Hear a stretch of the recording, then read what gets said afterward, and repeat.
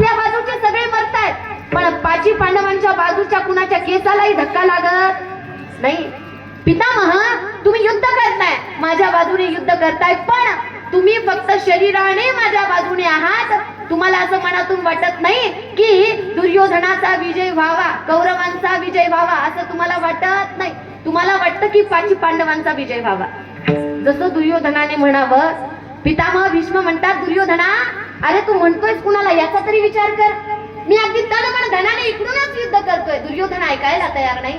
पितामह भीष्म म्हणतात, दुर्योधना ऐक, मी इकडूनच युद्ध करतोय, मनापासून युद्ध करतोय, पण तुझ्या मनात शंका आहे ना तर ऐक दुर्योधना, उद्या सूर्य अस्ताला जाईपर्यंत ही पृथ्वी जी आहे ना ती निष्पांडवी करून टाकेल. काय? ही पृथ्वी निष्पांडवी करून टाकेल म्हणताय कोण? पितामह भीष्म. तुमची आमची प्रतिज्ञा नाही आहे की सकाळी केली रात्रीच्याला मोडली. आहा,